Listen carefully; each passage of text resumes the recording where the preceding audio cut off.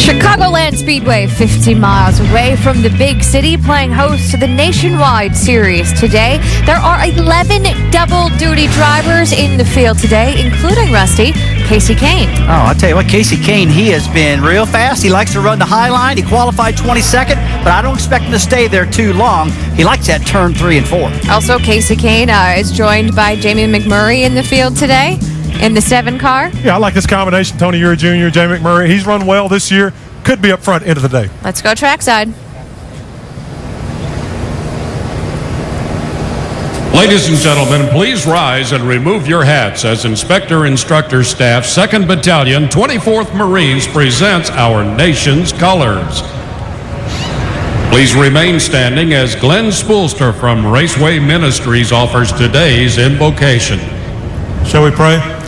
Dear Lord, we thank you for this absolutely gorgeous afternoon and the opportunity to gather here to watch this race. Lord, this is a gift from you.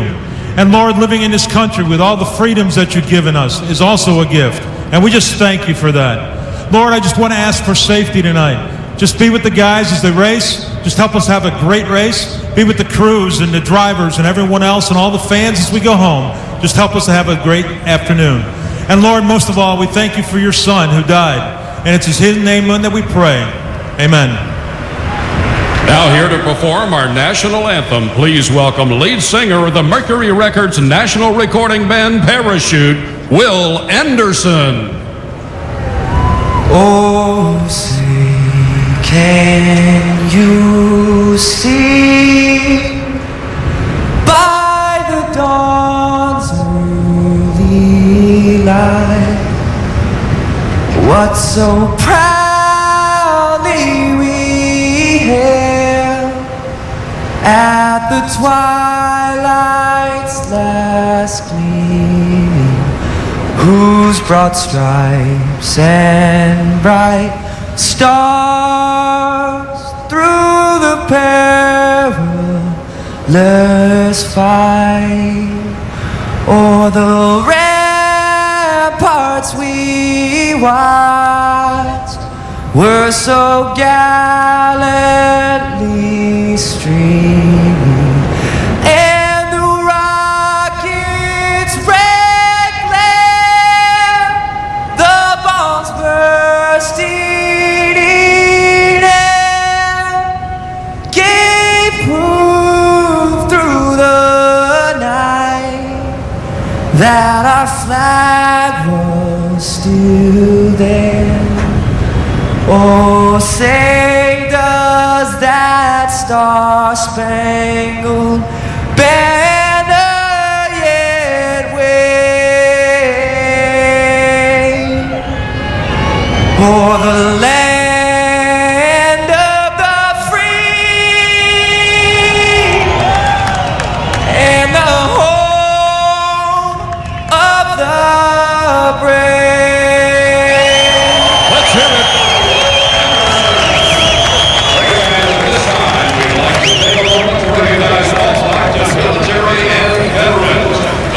All the pre-race festivities going on, last-minute hugs for the drivers as they get ready to climb in the cars when we come back. 300 miles, 200 laps from Chicagoland.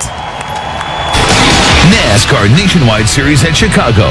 Brought to you by 5-Hour Energy. 5-Hour Energy fixes tired fast. Visit 5hourenergy.com. CenturyLink. Consistently fast speeds and honest personal service. Find out more at CenturyLink.com. And Dodge. Visit your local Dodge dealer today.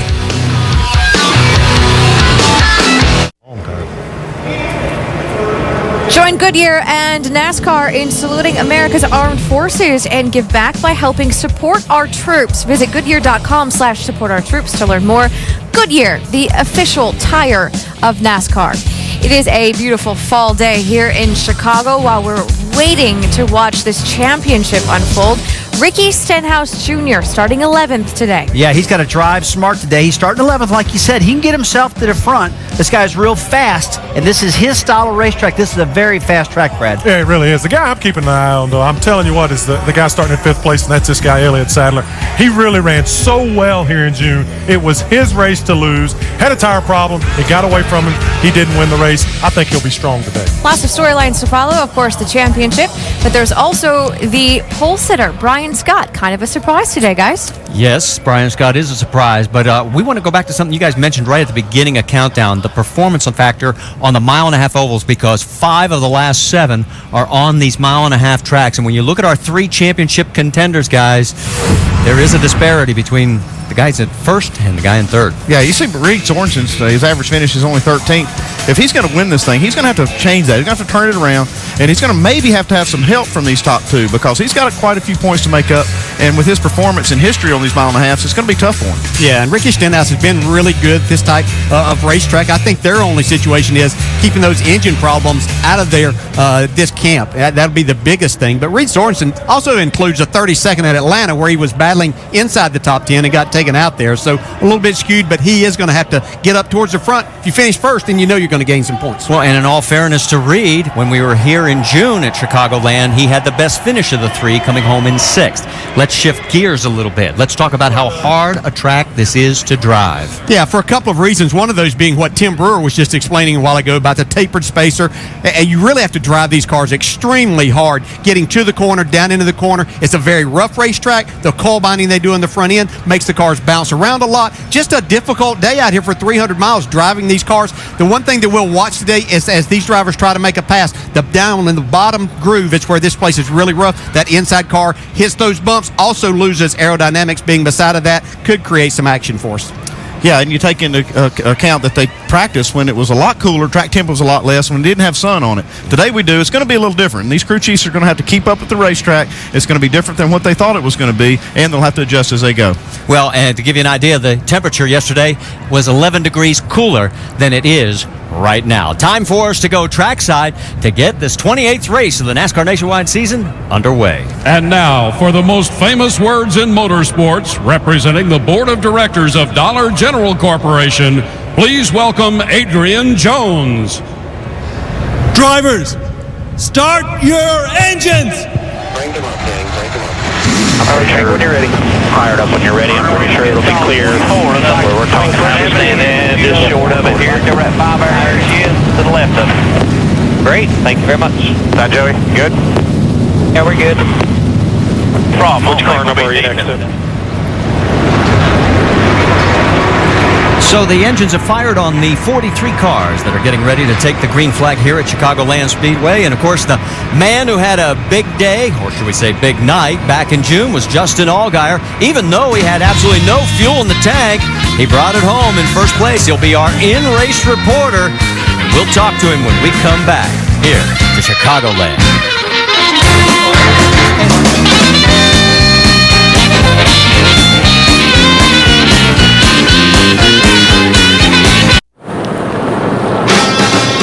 Back here at Chicagoland Speedway, there you see pole sitter Brian Scott as he makes his way out onto the track following the pace car. As the field of 43 just getting underway, and it's his first career pole. And his best Chicago finish, his only top 5 finish, back here in July of last year when he finished in 3rd. 4 cars did not make the show. Angela Cope, Jennifer Jo Cobb, Brian Keselowski, and Tim Andrews. Gives us a chance now to talk to our in-race reporter, the man who won back here earlier this year, Justin Allgaier, in that number 31. Hey, Justin, Dale Jarrett, ESPN. You have a copy? Yeah, Dale, go ahead. All right, buddy. Our first question comes from our mailbag, and Alex in Los Angeles, California says you won this at this track back in June and have never had a finish outside the top 10 here. You try extra hard with this being your home track? Alex, thanks for the question. You know, it was really cool to get a win here in the spring, but I think at the same time, you know, we just raced the racetrack all night long. We had a good, solid finish, and it was really cool. You know, this is my home racetrack. This is obviously our sponsor, Brand Professional Agriculture's home track. They had about 150 guests the first time. They got about 350 this time, so the pressure's definitely on, but I think we got to go out here and give it all we've got, and, you know, if we do that, we'll have a good finish tonight. Justin, you looked like your car was pretty good in practice yesterday, but yesterday, as we've documented, a much different day weather-wise. Any concerns about your car right now with the sun out? It's definitely something that we're thinking about, but at the same time, all these guys have done a great job. This Impala has been extremely fast since we unloaded off the truck, and I feel like we got enough adjustability into the car that rain or rainy weather or sunshine, it's gonna be really fast. And I don't know, as long as we can stay within ourselves, I think that the groove's gonna definitely widen out. And you never know, this Nationwide Insurance Series is a lot of fun, and they do a great job. So I think it's gonna be a good race today. All right, Justin, thanks for talking with us. You have a great day, and good luck in trying to sweep these races here at Chicagoland. Yeah, appreciate it. And the man wearing our over-the-wall camera is Brian Bottlemy. He is the rear tire changer on the 09 of Kenny Wallace. And there he is practicing. You guys be safe down there, Brian, and have a great day. All right, thanks, guys. We also have onboard cameras. Obviously, we have Justin Allgaier as he is our in-race reporter, but Elliott Sadler, Ricky Stenhouse, Sam Hornish, Justin Allgaier, Carl Edwards, Steve Wallace, Eric Almirola, and Kenny Wallace. And when we come back, it'll be time to go green.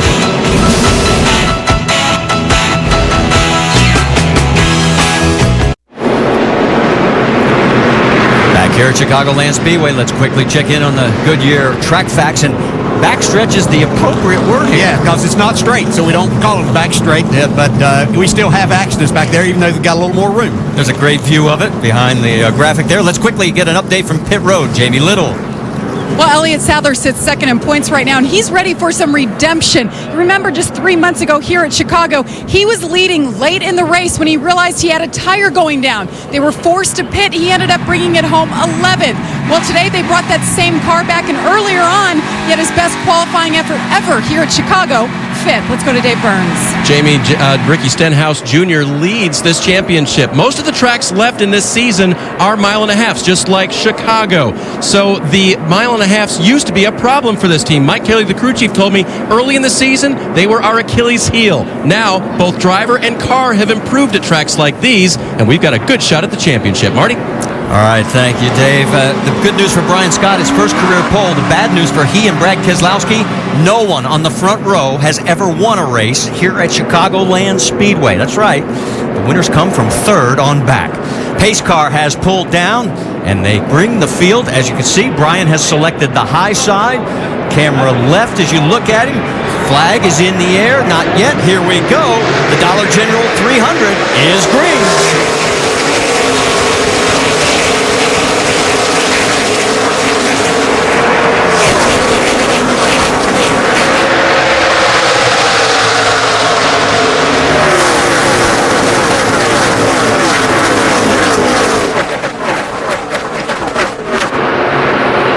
Going to try it 3 wide through the backstretch down into 3. Brian Scott has the early lead.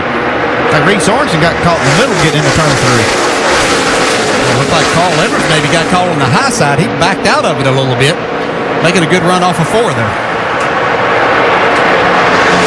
There you see the 33 of Paul Menard. Had good qualifying efforts in both Nationwide and Sprint Cup activity. He is running third right now. The 20 of Ryan Truex right behind him in fourth. And here comes the 88 of Eric Almirola. And the 18 of Joey Logano. It just doesn't sound right saying Joey in the 18. Here we go, battle for the lead. Brad Keselowski as he goes down low to take the mark, and he will get the spot. And that's not a penalty. That's not a line that you have to stay above here at Chicagoland. Yeah, no out of bounds here, but you drive off of there. You have to be careful with these splitters on the front of these cars. You can damage that, so you don't want to do anything that's going to hamper you later on. But these drivers will use that apron to make a pass. Farther back, 9th place, the 6 of Ricky Stenhouse Jr. Underneath him in the 12 is Sam Hornish Jr. We're seeing these cars slide around an awful lot already. All 3 of the Roush Fords, and boy, there 2 of them almost got together there. That's Trevor Bayne in the 16. And you see all 3 Roush cars almost 3 wide, but right there at start-finish line. You heard Carl get out of the throttle for a moment.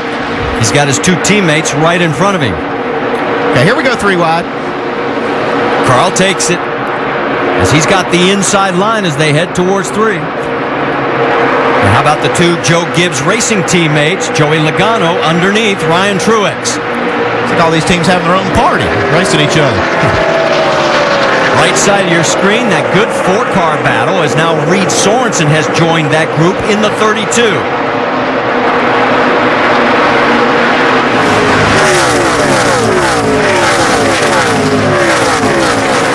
That is 9th on back.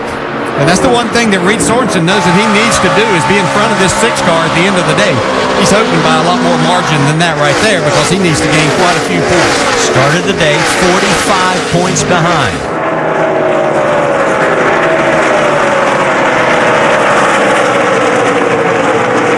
Trevor Bayne, did we see a little scuff mark on the right side of that 16? Yeah, looked like the paint was scraped on that right side. You can see him chasing the back end. And, yeah. Let's go on board and get a few.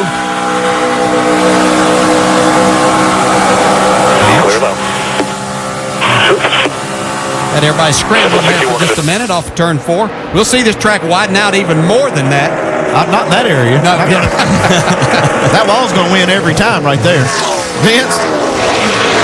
The 16 of Trevor Bayne does have a little scuff on that right side. He said he got into the wall a little bit. Doesn't feel like it has caused any damage, however, so maybe dodging an early bullet as we've got to spin. Ryan Truex in the 20 as he has turned it around. 88. We're in the grass. Everything looks fine. We did not hit anything. And after last week, starting 42nd in the field and never putting a scratch on the car for a career best 4th, was running 5th here when he got turned around. I don't think he's got a scratch yet on the car, though. Now, he's got a left front tire flat, so you have to be extremely careful getting back to the pits there. And that doesn't come apart. He'll get to start in the back again, too. He seems to Just do like okay with that. Interesting to see if he got a little bit of help off turn 2. Close. Both those cars just extremely loose, and he just couldn't get caught up. Elliott Sadler just barely dodging that. Nice job, though. It's a great job by Elliott. You can see the black marks from his rear tires when he's trying to avoid that. Didn't look like there was any damage to the splitter either. This is just what we were talking about earlier, that you're going to get in this situation with the track being rough, the arrow that you lose off your rear spoiler there. That looked like he got hit. I mean, if we hadn't had that camera angle, you would have swore he got hit right there. Here's from Eric Almirola. Why would he do that 5 laps into the race? Run right on my door when I run him down. Yeah, that's a good, legitimate question right there, because normally you get down that door to slow the car down, and 5 laps into the race, no reason to really be doing that. Well, we've completed 7 laps, and everybody seems to be staying out. So far, group of cars that have gone off is Yaley, Long, O'Quinn, Carter, TJ Bell. Stay with us. We're coming back to Chicagoland.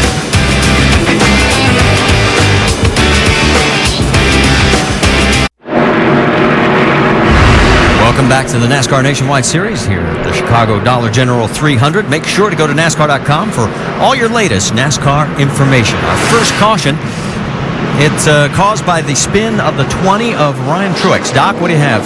He's been on off pit road twice, Marty. The first time he came in, he took 2 rubbers out of the left rear, 4 tires, cleaned the grill, and then let send him back out. He just came back in a moment ago, now pulling back up on the racetrack. He said, I don't know if I got hit or not. The spotter said, yeah, you got nudged in the left rear. That's why they brought him back in, jacked the car up, looked under the left rear quarter panel, and again, made sure they cleaned the grass out of the front grill, said plenty of time to make it up. Guys? Well, his spotter does not have the advantage of our replay, and he'll see later that they did not make contact. Here we go. Brad Keselowski, as he has selected the inside line as the race leader.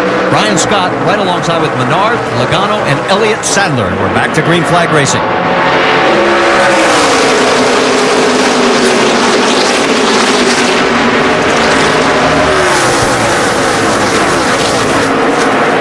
As they come down that backstretch, one bit of housekeeping. We can tell you Dennis Setzer got the lucky dog. And look quickly darting out on the low side there. The 18 of Joey Logano as he's going to try to make it 3 wide through the corner. While all that's going on, it's allowing Brad Keselowski to open up a bit of a lead. Yeah, Brad got a nice restart, and I think we'll probably see on other restarts leader of the race choose that inside, but Brad just has a fast car, and as these drivers fight for that position, allowed him to open up a little distance. Carl Edwards getting around the 12. Sam Hornish Jr. There's Trevor Bayne. Had slight contact with the off wall just a few laps ago. Doesn't seem any worse for wear. Reed Sorensen there in the 32, right behind Hornish Jr. you see how much slicker the track is? You can hear the drivers really pedaling that throttle coming off the corner. As we watched, or as I watched some practice yesterday, I was amazed at how much they were in the gas because of how much grip this racetrack has. You see Paul Menard go into the second spot. And look out for Joey Logano as he's going to try and take third away from Brian Scott. You see Brian Scott's car wiggle a little bit there right in the center of the corner. Well, we talked about the fact that we expected the track to be a lot more slick, and so far, it's true. Jamie, what are you hearing on that 11 car?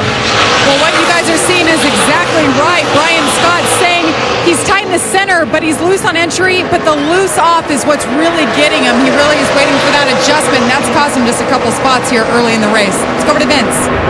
And that 18 of Joey Logano says it's just too free. They have not come in for an initial pit stop, but when they do, they're going to snug it up. He's running the 18 car, Logano is today, but he's working with his entire crew that is normally on the 20 car. So that means he and crew chief Adam Stevens teaming up again today, despite the number change. And that is for Owner Points Championship right now coming into this race. It was a 46 margin between the 18 and the 60 of Carl Edwards. Checking in on the 6 of Ricky Stenhouse Jr. as he is ahead of Reed Sorensen right there, and that's 10th and 11th, guys. Well, Ricky Stenhouse didn't have a great race here when we were back in June. But we expected, because of the way they've run a lot, we expected a little bit more from them today. Sam Hornish Jr. trying to give Trevor Bayne all he can handle, and right now Bayne has 8th, and those guys continue down the backstretch. Here comes Elliott Sadler around. Whoa, and look at the 11 get loose, and it could cost him another spot. Yeah, Brian Scott at 11 got into the wall there. He's got a handful right now. Really? He didn't get a lot of help, though, from that 88 car of Almirola. Coming off that corner, looks like he kind of used him up. Update you, Scott Riggs has taken it behind the wall. So our pole sitter, Brian Scott, has now dropped down to the 6th position, and Carl Edwards, who started an uncharacteristic 10th, is closing.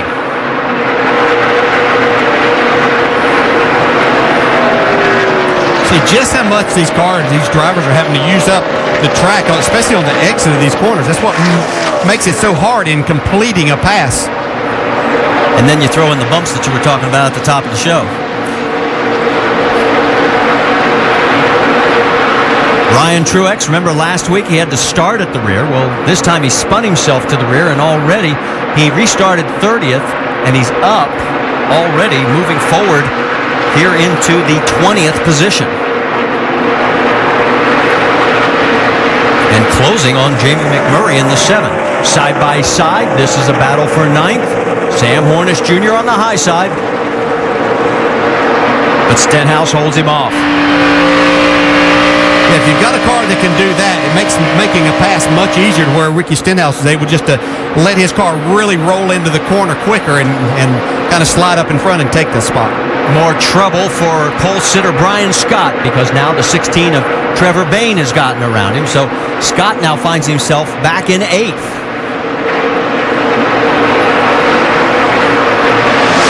Already you can see some lap traffic getting into play there. That's the 75.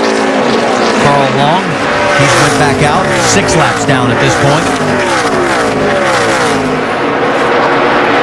Here comes Joey Logano along with the 2 car of Elliott Sadler, and Sadler on the move, guys, as he is now into 3rd and trying to pull away from the 18. Yeah, watching his lap times, he's about the 2nd fastest car on the track right now. Keselowski's still the quickest out front. Give you an idea, Brad's last lap, 32.009. Second place, Menard, a 32.4. Keselowski right now in his own zip code, but we're very early in this one at Chicagoland.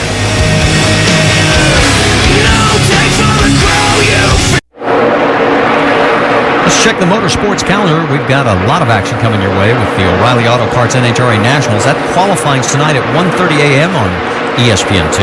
NASCAR Now is presented by 5 Hour Energy tomorrow morning, 9 a.m. Eastern on ESPN2. And then our Sprint Cup Series action, the Chicago Geico 400, 1 o'clock Eastern tomorrow on ESPN, with the American Le Mans Series at Monterey, tomorrow at 1 Eastern on ESPN2. And the O'Reilly Auto Parts NHRA Nationals, the finals, 8:30 p.m. Eastern on ESPN2. All of that tomorrow. Back here at Chicagoland Speedway, we have completed now 26 of 200 laps, and Brad Keselowski's led 25 of them. Brian Scott, our pole sitter, led the other one, but since then, Brian Scott has been falling. He is now back to the 9th position with a very loose race car, and he's tapping the wall a few times, trying to scrape the side of the paint job off. Battle for 5th place right there with the 16 of Trevor Bayne, the 18 of Joey Logano, as they are side by side. It took a while for these Roush cars to get going. That's kind of like you, Dale, was talking about, surprised that Stenhouse wasn't better, but none of the Roush cars really started this race off very strong, but now they're starting to get going. Yeah, especially Trevor Bayne. He's starting to move forward. He passed Carl Edwards and now heading the 18 of Joey Logano today, so it's like his car gets a little bit better as the air pressure has built up some, Dave. DJ Carl Edwards started 10th. We call that uncharacteristic already on today's air. The car was a little bit free in qualifying, the flat part of the racetrack being used by him right there. They did not to make a practice qualifying run, so that surprised him a little bit, the freeness there. Since the race has started, it still wants to spin out on him. They plan to make an adjustment for that when they come in. Carl has made steady forward progress, trying to work on Logano right now. We've seen Carl go across the flat section at the start-finish line. As a crew chief, do you want to see him doing that lap after lap? I pretty well leave that up to him. He'll know if it's hurting anything. But I've been watching. I don't see it as an advantage. As they come across that, it doesn't look like it's helping them any. It's kind of short the distance. Sound like Joey Logano's radio. Vince, are you hearing any more from the 18 camp? Yeah, Logano doesn't like the way the car is entering and exiting, says it's just too loose. Oh, and this too. I don't know, it's like the motor change tune, still running. Motor change tune is vibrating a little bit. That vibration seems to be concerning Joey Logano a little more as the laps click off here on this initial fuel run for the 18. Well, he is trying to hold on to 6th spot right now with the 60 breathing down his neck. Well, that's a Toyota engine out of Joe Gibbs' camp, and they had a problem with that 11 car's engine before qualifying. Same kind of thing. It was vibrating, couldn't figure out what it was. They changed it, and the result was pretty good. He sat on the pole with it, but maybe it's somehow related. And Joey has had some great runs here at Chicago, as you can see, back in 09 and 2010, a first and a second. And of course, earlier this year at the June race, he finished second to the guy who drove the 18 car, Kyle Busch. And sometimes it's difficult to tell. Heard him talk about the engine changing tunes a little bit. When you slow down, you'll get that sometimes too. Another thing we've got is a lot more wind than we had yesterday. We've got a tailwind down the back straightaway, and that's a headwind on the front side. So, what you find is you think you'll turn more RPMs on the front straightaway, but with the headwind, they may not be doing that today, and it could give them a funny feeling. And here's this deal I was talking about Edwards. I said it didn't look like it was helpful. Well, still, by the time they get there, it just doesn't seem like it helps much, but it does get him the position on him. Yeah, I don't know that you see a speed deal there. I always found that whenever I did it when I was driving cars here, that you went down there to separate yourself away from that guy. If he wouldn't give you that room, if you had a run and he wanted to stay against the white line, you could separate yourself where he couldn't get on your quarter panel and slow you down. Well, that makes sense. Is there any danger of damaging the splitter, though? Well, some of the tracks it is. It looks like the transition is relatively smooth here, and if you do it right, the driver is the one that's doing it, and he knows whether it's hurting it or not. But as long as you don't hit that transition at a bad angle. Yeah, that's the key, Andy, is that angle. If you don't try to do it where you have to really make a hard turn to the left, that could damage it then. Well, the two Roush Fenway Fords have gotten around the 18 of Joey Logano. Nobody has caught up to Brad Keselowski. His lead is 5.5 seconds here at Chicagoland.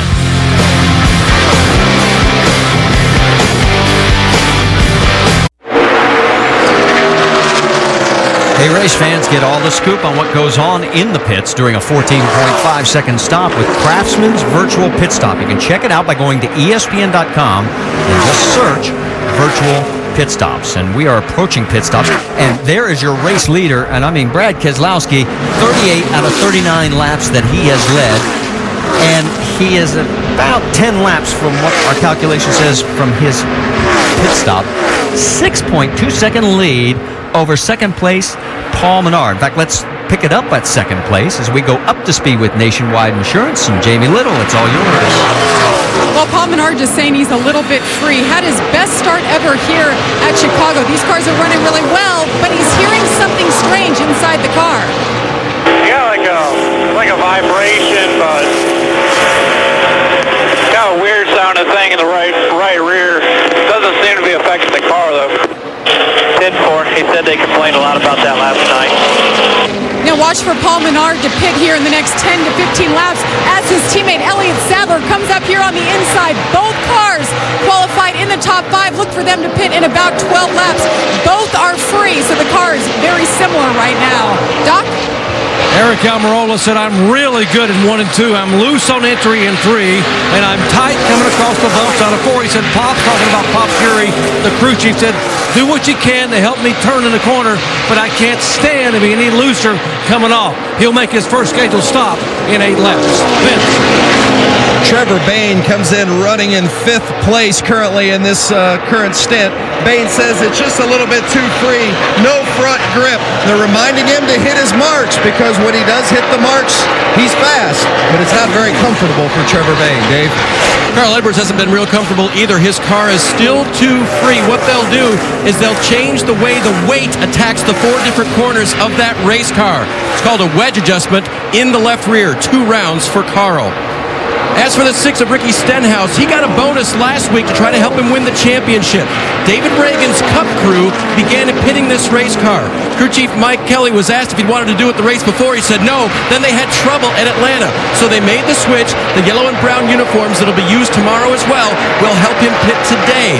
As for Ricky's car right now, it will require a spring rubber being pulled out of the left rear for a very tight race car. That's a complex adjustment. Hopefully this crew can do it well, Marty. And rounding out your top 10, 8th place is Joey Logano. Brian Scott is 9th. Sam Hornish Jr. is in 10th. We've got a total of 22 cars on the lead lap, and we've completed 44 of 200, and there's your leader by a bunch. Under caution for debris at Chicagoland Speedway, the NASCAR Nationwide Series. Pit stops. Trevor Bayne, upper left-hand side of your screen, needs more side bite and needs it to turn better in the middle. It's going to be a track bar change, Dave. Lower left, Carl Edwards, 6th place coming in. 4-tire change, Sunoco fuel wedge adjustment for that loose race car, Doc. Eric Almirola trying to get the turn better in the corner. Air pressure adjustment. They called off a chassis change, 4 tires, and fuel. Jamie. Elliott Sadler, bottom right-hand side, needs right rear grip, track bar down, air pressure, 4 tires. The 22 of Brad Keselowski down and away, 4 tires, no adjustments. They filled him up with fuel, and he's still your leader off pit road. Marty? And you notice the Dollar General 32 of Reed Sorensen still on pit road. Well, he had committed just as the yellow came out for the debris, had to go all the way around. Let's go back and show you the race off, and you can see Brad Keselowski just by that much over Paul Menard and the 2 of Elliott Sadler. As those 3 get off pit road. The temperature has gone up at Chicagoland Speedway, and the grip on the track has gone south, and it was a big factor in Ryan Truex's issue. Has had no help from anybody, but he still spun it around. He's fighting his way back. And right now we're in our second caution, a debris caution over in turn 2. And let's talk a little football while we've got a chance, because Road Test Weekend continues tonight on ABC. Landry Jones leads the number 1 ranked Sooners into Tallahassee to take on E.J. Manuel and the 5th ranked Seminoles. Number 1, Oklahoma. Number 5, Florida State. That's going to be a dandy. Saturday night, football. It's presented by Southwest Airlines. It's part of Road Test Weekend. Tomorrow at 8 Eastern, 5 Pacific on ABC. The 66 of Stephen Wallace gets the lucky dog. 2 cars took the waiver rounds, the 52 of Blake Cook and the 14 of Eric McClure. Race leaders Brad Keselowski, and this time he is going to take the high side. And Paul Menard right alongside with Elliott Sadler, Trevor Bayne, Joey Logano, your top 5. Ricky Stenhouse Jr. is going to restart 11th. He stalled the car on pit road as we're back to green flag racing, and Reed Sorensen is back to 17th because of the snafu of timing. And that unlucky break.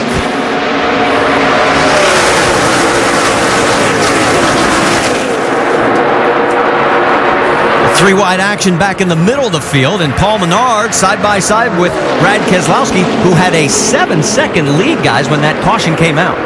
And I was really surprised, too, that he chose that high side. He'll probably make it work, mainly because he has the better car. But I believe with fresh tires, the shorter way around is going to be the best on these restarts. Yeah, we saw Paul just drive by him basically going into turn one like he does right here. I was surprised like you, Dale. I thought he would pick the low lane. We do one more bit of house cleaning. The number 12 of Sam Hornish Jr., he had an uncontrolled tire in pit road. He would have restarted 13th, but he's back 20th as a result of that snafu. And a few uncontrolled tires on these cars out here. These things are driving. Battle for the lead, and now it's Brad Keselowski trying the Carl Edwards move that he's been using successfully and retakes that top spot over Menard. You know, they got some power under the hood of this Dodge today now. I'll tell you, that thing just rocket down the straightaway. Obviously all week long as we zero in battle now for 5th spot, the 60 of Carl Edwards with the 11 of Brian Scott. And Brian has brushed the wall a couple of times, and hopefully he's gotten that thing more under control. Yeah, you see in that picture, too, Jamie McMurray in the 7 car. First time we've really seen him. He kind of stalled out in that first run there, but really kind of moving forward here now, Doc. He really is, DJ. You know, he pitted on lap 8 whenever they had the caution for the 20 car, Brian Truex. So the car was so loose he couldn't drive it. Came in, made an adjustment, rubber in the left rear. On this most recent stop, air pressure again tightened him up, and now they've got a car he can drive. So Jamie McMurray, who had restarted back in 26th spot, now making a move toward the top 5. That's Jason Leffler right behind him in the 38. And look at the action right in front of him. But boy, Logano got a little twitchy coming through that front straightaway area. Still side by side with Brian Scott. Heard Logano complained about his engine earlier, but it looks like it's running fine. Yeah, looks like he's pretty loose though right now. I don't know if that'll go away as the air pressure builds up, but looks like he's going to lose another spot to Jamie McMurray in the 7. Yep, McMurray's jumping on the opportunity. He's got that high line, but there's Brian Scott right in front of him. Leffler in this 4-car mix. Let's get more on the 11 from Jamie Little. And you see Brian Scott running the higher line there. He likes the momentum he has up there. Now what they did on that last stop, they made a wedge adjustment on the left side and 4 new tires. They're hoping that frees him up through the middle. That was giving him the issues with loose in and loose off. So far the car is better. Dave? 8 team stuck a wrench through the rear window as well, Jamie. They lowered the track bar for Jason. He said, I need help on the right rear. This car starts out free and it's getting freer every lap. Hopefully adjusting that track bar will help Jason this run. And notice right behind him the 20 of Ryan Truex. Remember when he fell back to 30th after the early spin? He's side by side with Eric Almirola right now. And that is for 10th. And I'm wondering, he may not know that Almirola didn't make any contact with him. Well, hopefully somebody might have told him that, but he doesn't need to be worrying about that now. He's got his car running better. Looks like that they've made a few adjustments on this car and have him going forward, Doc. Indeed they have, and as far as the contest is concerned, Ryan himself said he didn't think he got touched. He was told they thought they touched him, but they came in, saw no damage. So what our replay showed, indeed, was not touched. Battle for 3rd place, but right now Ryan Truex says, right side of your screen, that 20 car getting better every lap as it goes by the 88. He's going to make this a habit. Just start him in the back of the field and watch him come through. Boy, and Carl Edwards really doing a number right now as he makes it look easy getting around Elliott Sadler. Now we're seeing the Roush cars looking like we're used to seeing them on these mile-and-a-half, especially Carl Edwards. On board with Almirola, he's got the high side on Truex saying, take that. Yeah, look at Truex. Yeah, really loose right there. Doing a good job keeping under control, not getting himself in trouble. And right behind him, notice those 2 cars. Ricky Stenhouse Jr., our points leader. And how about Reed Sorensen? Got the unlucky break with that caution coming out just as he was getting ready to enter pit road. And there he is right behind the points leader. Yeah, and you can see Stenhouse get in that 6 car, get really loose down in the center of turn 3, and that allowed Reed Sorensen to get beside him. That battle for 12th continues on the racetrack. And there's Sam Hornish Jr., who was lamenting his car because right before that caution came out, he was having trouble holding on to it. It's like I see a lot of drafting, Dale. You see these cars offsetting on each other, and so, like you said, getting down each other's doors. that's got to be a big factor if this track is fast as they run. We're hearing there may be an issue with the 6 car, Ricky Stenhouse. Dave Burns. Well, it's handling, Marty. He just radioed, hey, I'm about to crash this thing on entry of the corner right here. It is way too loose. His finish here on the right side, you're seeing the battle for second place as Carl Edwards goes around Paul Menard. To finish up Stenhouse's story, he was 14th here in June, his only finish outside the top 10 on a mile and a half this year. Yeah, the one thing I've seen Ricky Stenhouse do with that loose car, though, now is he seems to be backing out of the throttle a little bit earlier and then driving it around the corner with a loose race car on entry. That's what you have to do. See him pulling away a little bit now. Well, on the right side of your screen, Carl Edwards is looking like the Carl we saw back here in June. Remember, he led all those laps? Well, right now he's trying to trace down an old buddy. Brad Keselowski's lead is 2 seconds here at Chicagoland.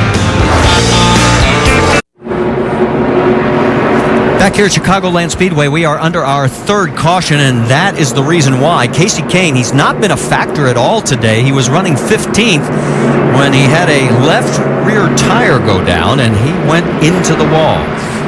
Now let's find out if anybody's going to come down pit road as they make their way through turn number 4.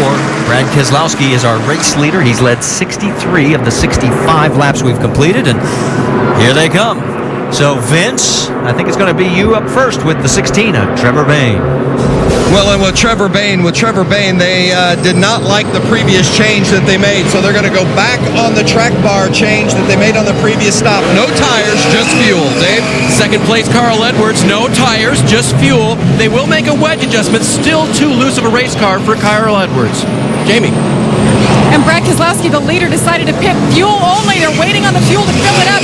Elliott Sadler, the 2. Meanwhile, track bar adjustment and fuel down and away. Race off pit road. It looks like Brad Keselowski retains the lead. Marty? Yes, he does, Jamie. And you see the rest of the field coming back out. And the 11 of Brian Scott a little bit slow in that stop. And that may cost him a few spots. Now let's go back and show you exactly what happened to Casey Kane.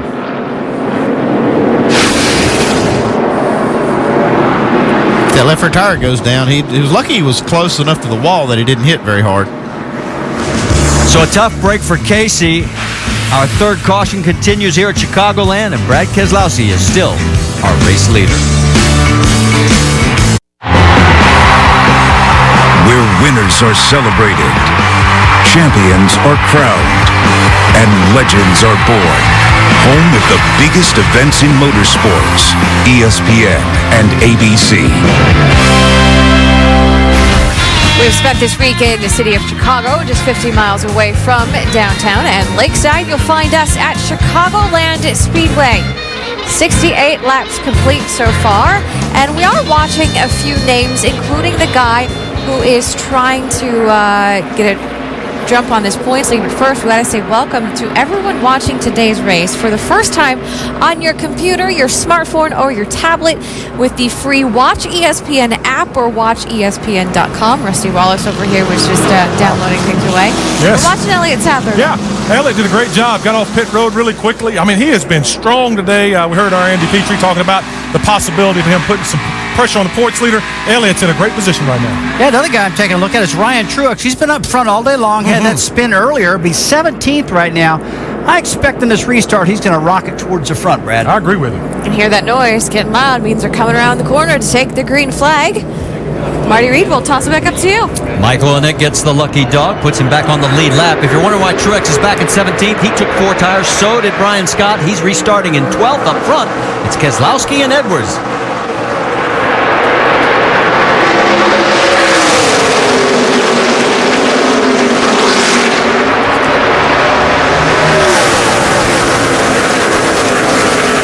Gonna try it 3 wide down the backstretch. Still side by side up front.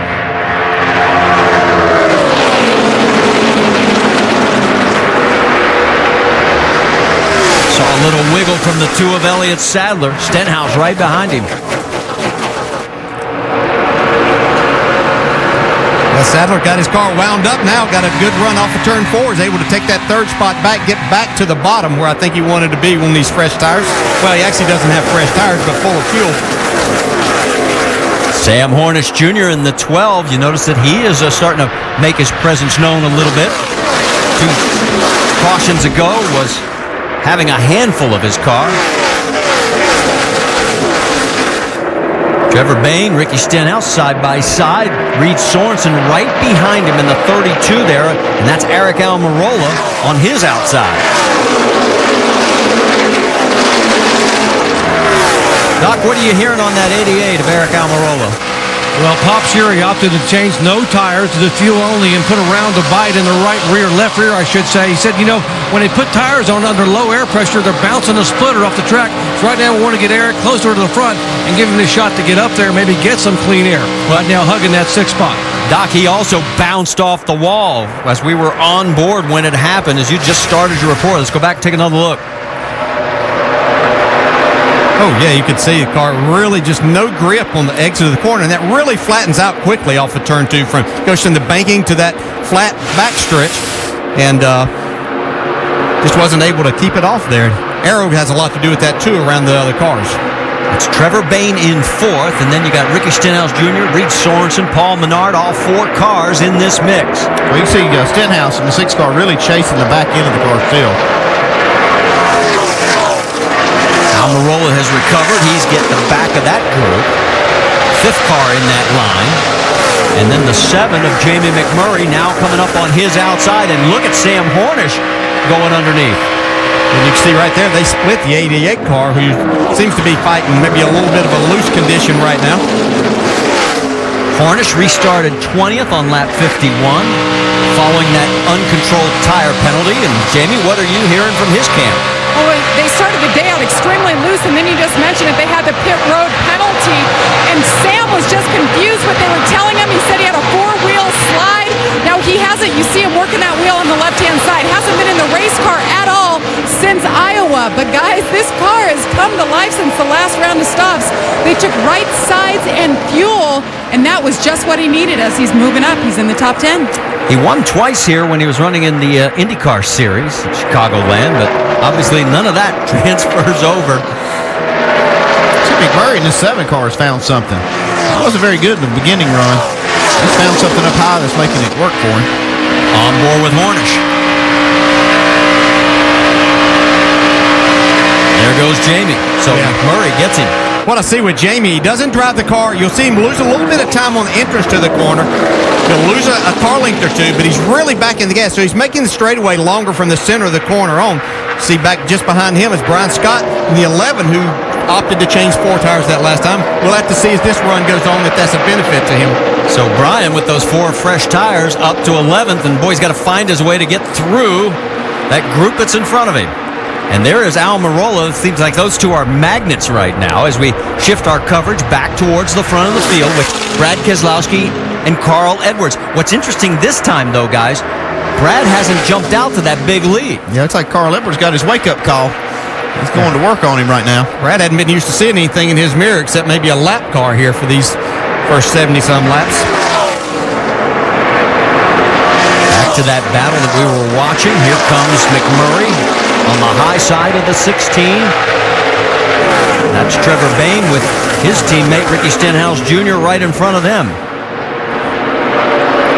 McMurray does clear the 16. And here comes Sam Hornish with Brian Scott right behind him. Especially in this group right here where we see the cars maybe aren't quite as good at handling cars as some we see out front. It's really important to keep the momentum up, and you need to do that with that middle or top groove. Get down on the bottom. It makes it very, very difficult. Let's go back to last week at Richmond, because obviously Brian Scott was not happy with Eric Almirola, and so far in this race we've knocked down 78 laps, and it seems like every time we have our camera out, those 2 are somewhere close to each other. It's usually the way things work out. Whenever you get these, you have a problem the week before, you either start beside this guy or this ends up being the person you run around. And actually Brian Scott wasn't very happy with Eric Almirola earlier on, as he felt like he kind of cut him off and may have put him in the wall off of turn 4, but Brian's moving forward and not worried about that right now. Scott right now in the 9th position. There's Joey Logano in the 18. He's back in 14th right now. And what's going on with that 18 car, Vince? Well, they're having all kind of troubles. Joey Logano, but prior to that lap 66 pit stop, he said, this car is so loose, I am barely hanging on. So when they came in, they wanted to put a rubber in the left rear, and they didn't get the rubber in the left rear. As you see that battle for the lead between Edwards and Keselowski. So not only does Joey Logano have a loose race car, when they came in to fix it, they took all that time and still didn't get it taken care of. So tough break for Logano. And Vince, as you finished up, we were watching as Carl Edwards got right down on that white line, and boy, he got loose. He really made a run at Keselowski when he went down in turn 1. Just couldn't hold it. They come across the stripe again. We've now completed 81 of 200. And look at this three-car battle. The 33 of Paul Menard. He's about to be passed on the high side by the 7 of McMurray, with the man in the middle being Ricky Stenhouse.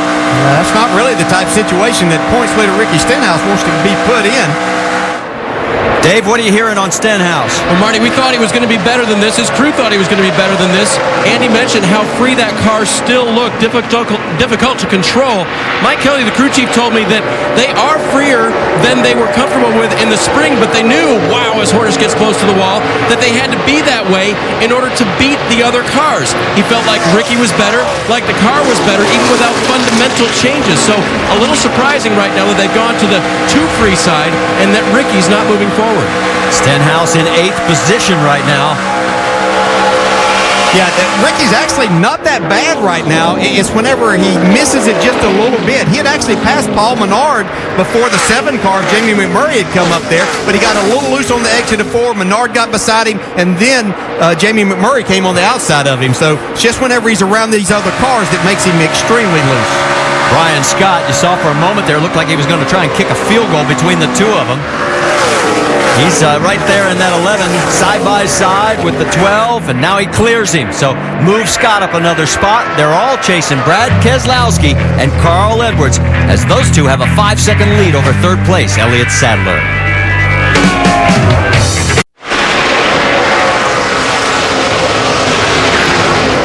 Watch this action at Chicagoland. Lap traffic could play a part here, as you see the 22 of Brad Keselowski, the 60 of Carl Edwards, door to door, trying to figure out who's going to lead. I think the lap car, Joe Nemechek, decided that.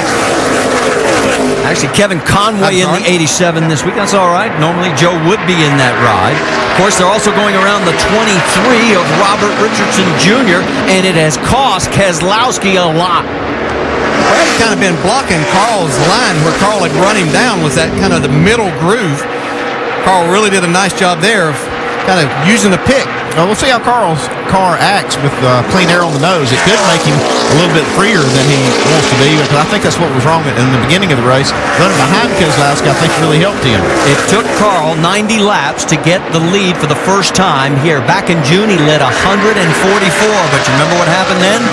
He ran out of fuel on the last lap. Let's get an update from Dave Burns. And if you think about Carl being in the chase now and able to win the Cup Championship, he's not eligible for the championship here. Has not chosen this series for his championship run. So what are these races all about? Well, he told us this week it was really about having fun. And DJ and Andy, where's the most fun to be in a race? Out front, Dave. You got it. He's looking for his 7th win, which would tie his mark in nationwide competition. Did that a few years back when he won 7 races in the season. While he continues to start to pull away a little bit, there's the gap. Let's talk a little Monday Night Football, because second-year quarterback Sam Bradford is leading the St. Louis Rams into MetLife Stadium, where they'll face Eli Manning and the Giants. ESPN's Monday Night Football. It's 8:30 Eastern. It's also streaming live on WatchESPN.com and the new Watch ESPN app. Coverage begins at 7 Eastern with Monday Night Countdown. It's served up by Applebee's. Getting closer to halfway, 92 laps complete out of the 200. Carl Edwards is our 4th different leader. We've had 4 lead changes, and here, a little bit farther back in the field, you see Sam Hornish Jr. running 8th side by side as Ricky Stenhouse is trying to take that position away, as is the 88 of Eric Almirola. And here comes Sam right back underneath the 6th. This has been one of the neat things about this race today. First time we've been racing in the daytime in about the last 4 events, and we're seeing a lot of position changes. Yeah, you see Sam Horner's really loose right there in that yellow 12 car. But we've seen these guys really battling, and as Andy was pointing out, there we see the 88 of Almirola use the draft, and it's a big part, especially with these tapered spacers in trying to make it happen. Wow, that's a pretty bold move right there by Eric Almirola, but makes it work. Picks off 2 spots in a matter of 2 corners. Nice job, Eric.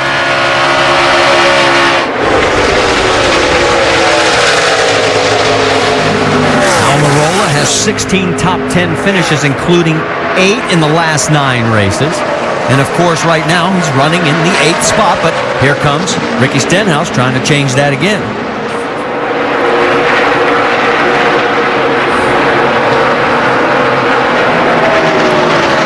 It's Reed Sorensen right in front of him. Sorensen fighting his way back. He's running in 7th. You're saying, where's the race leader? How about halfway around the track? There is Carl Edwards. And he's got about a 1-second lead over Brad Keselowski, Jamie Little. Yes, and we showed, and you talked about it, Marty. He was maneuvering his way through the lap traffic, and he wasn't too happy about it on the radio. Race from about a 5th or 6th place car. I'm going to take every one of these lap cars, and I'll wreck them. We'll see how they feel about that. Yeah, he's not too happy about them thinking they are getting in his way. But Brad's saying right now he's really good to start, and then he starts losing the back. But his crew chief reminding him that the fuel and tires are out of balance. They did not take tires on the last stop, fuel only, and they have not made a single adjustment to this race car up till now. Marty? All right, thank you, Jamie. As there's the gap between 1st and 2nd as we've almost got to halfway. 98 laps are complete here at Chicagoland. Just past halfway at Chicagoland Speedway. If you're just joining us, our 5-hour Energy Rapid recap, getting us caught up on what's happened so far. Brian Scott, the pole sitter, but that was easy compared to his early race. Oh, yeah, he's looking good right now. Take a look at this, though. 88 car, Eric Almirola almost gets up in the wall. He roughs up the right side of that car, Brad. He's got a little body damage now. Yeah, he went backwards as soon as he got into the fence. And then we saw Ryan Truex, who had a great start, spin on lap 6, sent him to the back of the field. He's worked his way back up, though, to the 13th position. Ricky Stenhouse Jr. came into this race as the points leader, but having some issues on pit road, getting passed by an awful lot of cars. Yeah, I'm sure he was screaming on the radio to the pit crew about, hey, man, you guys let me down. Step it up next time. This is an important race for me. His pit crew, by the way, David Reagan's Cup crew. Back on the track, the strongest of the championship competitors is that of the 2-car on board right now with Elliott Sadler. He has stayed in the top 2 or 3 in the positioning all day long. He's got this points lead within 10 points. He is a threat to win this race. Ricky Stenhouse must be really nervous. To win the race, though, he's going to have to catch up with that guy in the 60 car. Carl Edwards is now a 2.5 lead over 2nd place Brad Keselowski. Yeah, Brad Keselowski and Carl Edwards, the lap times, Nicole, the last time by were almost identical, but Carl got out front through that lap traffic, and right now, I mean, Keselowski's trying to catch him back up, and he was not happy at all about getting boggled up in that traffic a little while ago. They both have got equally prepared cars, it looks to me.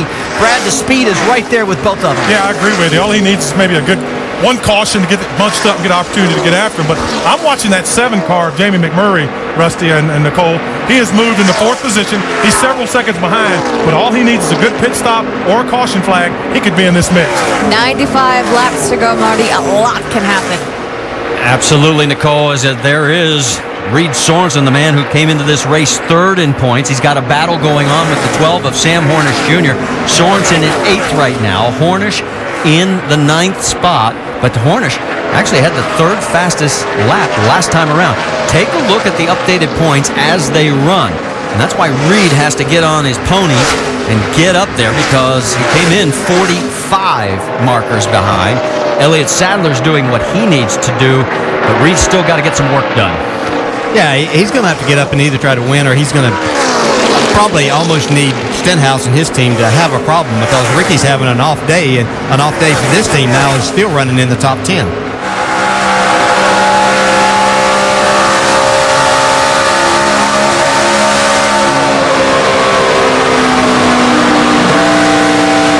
Let's check in on another car that has been struggling mightily. Joey Logano, he's running back in the 19th spot. Vince, what is going on? Well, he's just absolutely wrecking loose. And remember, we told you before, he came in on that lap 66 pit stop to put a rubber in the left rear, and they didn't get it done. They couldn't get the rubber in there, and so he's had to deal with this loose race car ever since. Let's check in with Tim Brewer in the Craftsman Tech Garage. And Tim, what kind of problems do you have when you're trying to get that spring rubber in there? Well, you got to know a little bit about the tricks of the trade. What you'd like to do is take a knife and cut down the inner edge of the spring rubber, because if that edge is built up, it's very difficult to get it in the spring rubber. But if you trim it down just a little bit, pops right in there, Vince. No problem. Guys? All right, thanks, Tim. And you can see, look at his hands working inside that cockpit. And he's on the verge, guys. There's only a couple of cars between him and the race leader. He could be going a lap down here pretty soon. There is Carl Edwards. Got a lot of laps on these tires, even the leaders. We've got Carl Edwards now. We see these two, the 33 and Bernard and 88 of Almirola swapping spots. But they got a lot of laps on these tires. That's our best battle on the track right now. That is for the 6th position. Last time they put tires on, the guys up front was on lap 47. Now, they got 60-plus laps on them. There you see the numbers on Eric Almirola. We've got another round of pit stops coming our way. We're past halfway. We've got 90 laps to go. There's your top 5 here in Chicagoland.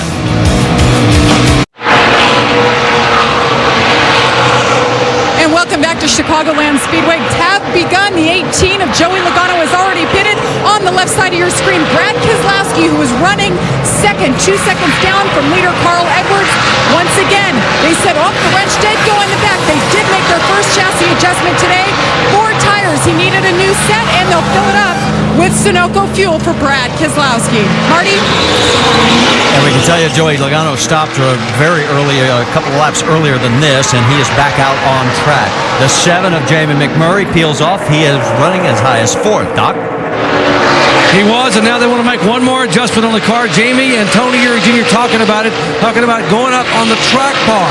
4 tires, get the windshield tear off, clean the grill, and get it completely full of Sunoco fuel. And right in front of him, a 32 car. Also on pit road. Remember, he only took 2 right side tires, but the track position got him up to 4th spot, and he stayed in the top 10 with only 2 right side tires. Important to remember. 4 tires now for the 32 of Sorensen. Air pressure adjustment needs more front grip. So he is the last one coming off pit road. We still have a number of stops still to come, including that man right there, our race leader, Carl Edwards, as Edwards has now led the 2nd highest amount of laps, 28. Brad Keselowski's led the most, 87. Crew Chief, how long do you stay out? I think he's stayed out too long already. He's given up a little bit of time to these cars that have tires.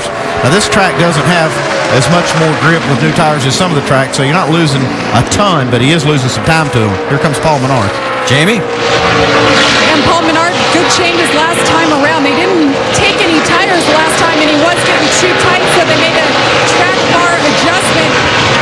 4 tires is the call, and they'll fill it up with Sunoco fuel. You see the can going in there on the left rear. They let the extra man over the wall for the tear off on the front windshield, help his vision a little bit. Paul Menard in the 33, they go to work. Pit stop continues as the clock counts. 1 rub on the front grille, down and away, 14.2.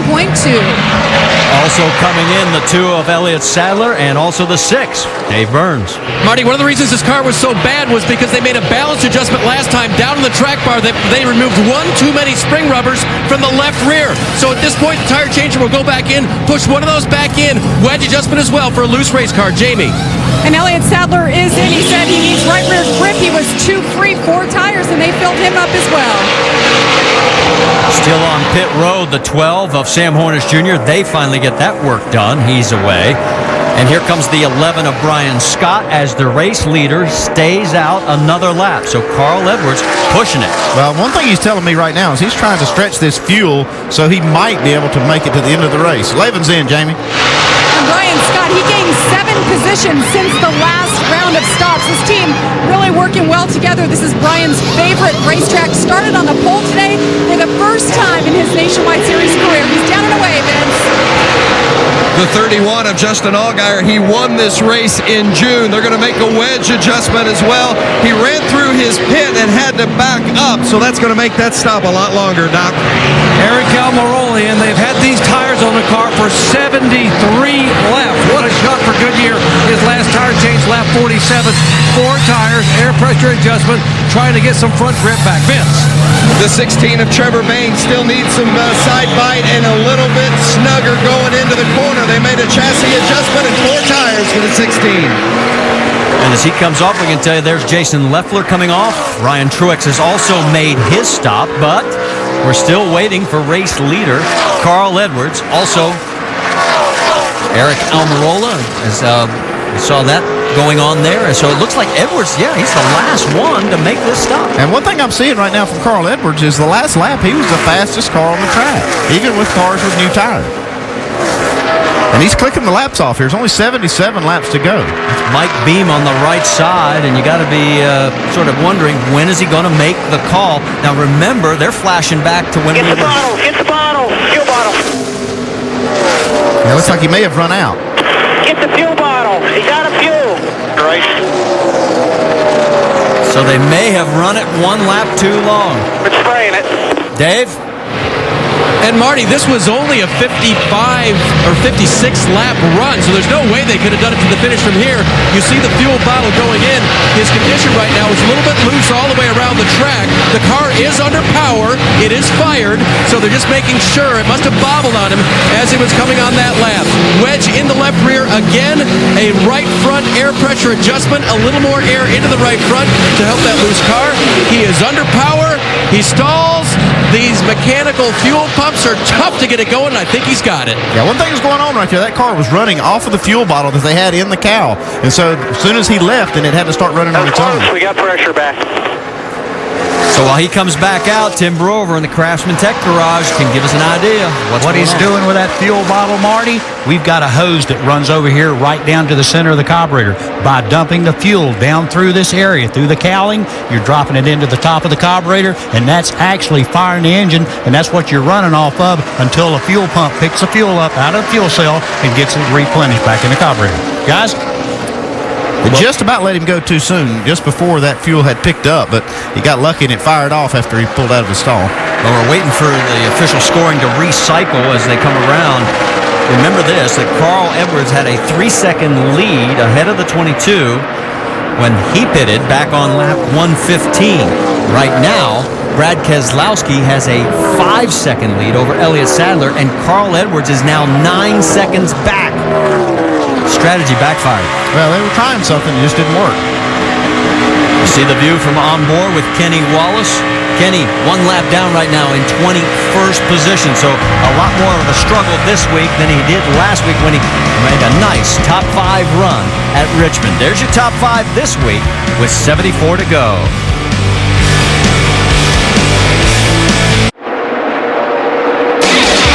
NASCAR Nationwide Series at Chicago. Brought to you by Goodyear. Chosen for superior performance. Goodyear, more driven. Nationwide Insurance. Enter this code at codespotter.com for a chance to win one-of-a-kind NASCAR VIP experiences. And Kingsford Charcoal. Go to grilling.com and tell us where you're tailgating this weekend. Welcome back to Chicagoland. It's the NASCAR Nationwide Series in the Dollar General 300. Make sure to go to NASCAR.com for all of your latest NASCAR information. On the track right now, Brad Keselowski in the 22 car is your leader by 5.5 seconds over Elliott Sadler, who's running second. Now, if you're looking for the championship leader, if you're looking for the guy who was leading before that round of pit stops, that would be Carl Edwards. He is running in 4th. Slow pit stop for him because they waited to see if they could make the fuel, and not too long ago on his radio talking about that strategy. They just ahead of us because they got to spend more time on fresh tires. No, I mean, you would still run 32 15s and they would run 32 flats. It's just out of fuel deal. That's why it costs us there. I didn't want to stop early because I didn't want to get caught, you know. Yeah, 10-4, we'll get them. On the right-hand side of the screen, that's Elliott Sadler moving into second place. Carl Edwards, that strategy. Rusty? didn't really pay off for them. Well, it really didn't. I mean, you got to remember one thing. I've been kind of monitoring this stuff right now. He ran 57 laps on fuel that last time. And if you wonder how far that is, he's getting like 4.6 miles per gallon. I've seen these guys get about 5 miles per gallon. But one thing you got to remember today, Nicole and Brad, the temperatures are cooler outside. When you have cooler temperatures, it uses more fuel, and it might have caught him a little bit on that one. That was with 57 laps. There are still 65 to go. The likelihood of him making it, not so Well, much. no, he won't make it from here on out. They're going to have another stop, and that's the reason they run that thing out of fuel. It got stuck on pit road. He lost some time, and that killed him. That is the championship leader, Ricky Stenhouse Jr., back in 9th, Brad. Yeah, Ricky has struggled just a little bit, but let's take a look up at second place. We see Brian Scott here trying to make a move on Elliott Sadler to get beneath him. But Ricky's just been kind of hung around that 8th to 13th spot all day long, not really going forward as much as we'd like to see. We know this car has a lot of horsepower and it's a good race car, but he's been in a solid position. In fact, he had a moment just a bit ago. Yep, Take a look at this. He's not only not going forward, look at this thing. He gets up in the marbles here, Rusty. He gets up high near the fence. Watch the rear end of this race car kind of step out a little bit. He catches it, does not get into the fence, does a great job keeping it off somehow, but that is a loose race car. That was a pretty good drive holding on that baby too, Brad. It really was, because he's been loose all day long, been complaining about it all day long. They're going to have to tighten this guy up. If he's going to run a little bit better than he's running right now, he's all the way down in 9th position, which is still in the top 10. Pretty good. He said he wasn't happy about his qualifying effort. And Marty, I'm pretty sure when this race is over, if he stays in this same area, he's not going to be happy about his race car either. Well, and that's the difference between Ricky Stenhouse Jr. this year and Ricky last year. Last year, he was just worried about having a job, especially midway through the season. Then things turned around. Now he comes in, he's got that swagger, he's got that confidence, and he's not happy unless he's getting the maximum out of that machine. He better stay up on that wheel today, though, or he was going to wreck this car. This thing is out of control, and he's got his hands full. Yeah, and that Marty talked about last year. He probably would have, especially early last year, had gone on and put this car in the fence. But I think that experience that he's gained has helped him in this type of situation, Andy. But that's the one thing that can get him in a lot of trouble today is putting this thing in the fence and losing a lot of spots. So he's approaching a lot of traffic as we move back towards the front of the field. That first car on the left side of your screen is the number 2 of Elliott Sadler. That is 3rd place, and here comes the ever hard-charging 60 of Carl Edwards. Dave Burns. Marty, one of the interesting things about that long pit stop was the fact that the fueler stayed attached back there to try to keep the pressure on in the fueling system while they were pushing the bottle through the cowl. So what that did was that blocked the area there where they wanted to make their chassis adjustment, and they never got it done. They never got the wedge in the left rear. As you see him going around Elliott Sadler now for that position, I believe that's 3rd place. They never got that wedge done. Carl said the air adjustment you made to the right front, adding air, that helped it a little bit, but it didn't help the exit of the corner. Still loose there, and so they'll have to make a wedge adjustment next time he comes down pit road. When he came off pit road, he was 9 seconds behind the leader. He's closed that now to 6.5. Tells you how fast he is. Yeah, I don't think I'd make that adjustment. I don't think I would either. I'd leave that baby alone. That thing is fast. If they can keep gas in it, he'll be in good shape. Well, Mike Beam is certainly hoping that he can get back to the front, because that'll wipe out all memories of staying out that one extra lap. As this is the action going on between the 33 of Paul Menard, the 88 of Eric Almirola, and that is for 7th place. Now, of course, Paul has been in the news for what happened last week at Richmond, the late race caution. NASCAR officials said on Saturday that as of right now, they have no evidence to support those allegations that Paul intentionally spun out to bring out the caution and impact that race. They said, though, they are continuing, because if they do find something, well, then they'll deal with it. But as of right now, there is no evidence. See, Kevin Harvick. Of course, this is a Kevin Harvick car here, and Kevin not driving. Kevin is only going to run one more nationwide race in this last group. He wants to really concentrate on his Cup efforts. He will run some truck races, as he did last night, and finish 2nd there. But he feels like that gives him a day in between, and it doesn't take anything really away from his preparation for the Cup car. That 51, that's a lap down, that's Jeremy Clements. And Clements right now, in fact, 2 laps down, running in 23rd. This is a low-budget team. They're still running the old SB2 engine. This is a team that gets more for their dollar as far as out on that track than probably anybody else. They work hard at it, though. And there's Paul's finishes so far in 2011 in the Nationwide Series. He's had some very good runs. Right now, though, he's running 8th. He's got to track down Brad Keselowski and Brian Scott. Brian Scott on his way to a career best. Road Test Weekend continues tonight on ABC. The number 1 ranked Sooners are in Tallahassee. Play the 5th ranked Seminole. Number 1 Oklahoma, number 5 Florida State. National championship implications in this one. It's Saturday Night Football presented by Southwest Airlines. It's all part of Road Test Weekend tomorrow, 8 Eastern, 5 Pacific on ABC. Oh, what a view from high above. Enjoying Goodyear and NASCAR and saluting America's armed forces, and give back by helping support our troops. Visit Goodyear.com/support our troops to learn more. Goodyear, official tire of NASCAR. 50 laps to go, and there is your race leader, Brad Keselowski. Let's go up to speed with Nationwide Insurance. How about it, Jamie? Well, Brad Keselowski's team decided to bring a different race car here from 3 months ago, and they also brought a different setup. They opted for what they ran at Kentucky, and Brad went to Victory Lane there. So this weekend, they've been very happy. Today, as we've documented, they've made one chassis adjustment on this race car. That was this last stop when they made a track bar adjustment. He's asking for wedge as this track is cooling down. Now behind him, Brian Scott. This is the run this team has been dreaming of all year long. They have yet to get in the top 5. Started on the pole today, overcame issues yesterday in practice, had to change out that engine. They've been solid on pit road today. They've made the right adjustments, and they are running second, Dave. Here comes Carl running 3rd. He's cut the deficit between him and the leader, Keselowski, about half, about 4.5 seconds now. Back to Carl. Ironic that he should have fuel problems here in this race car. This is the same one that he led 144 laps with in June here, only to lose on the final lap running out of fuel. Also sat on the pole and led 169 laps at Texas. I think he'd like to see it in Victory Lane again, Jamie. And behind him, Sam Hornish Jr. I talked to Sam yesterday, and he said, hey, it's no surprise. We are running an older race car. It's a little bit heavier, doesn't have all the bells and whistles that my teammate Brad Keselowski has. But we're looking for a solid run. Why? Well, Alliance Truck Parts, that's on this race car, is looking to sponsor this team full-time next year. And Roger Penske, his owner, has said that is the plan. However, they are in the approval process, so they want this solid run to prove they have what it takes. And he is running 4th right now. Behind him, Elliott Sadler in a pretty decent day. They made some subtle changes on the race car. He's been running in the top 10 all day. Top 5 now. He's saying he's not too good through the middle right now. Doc?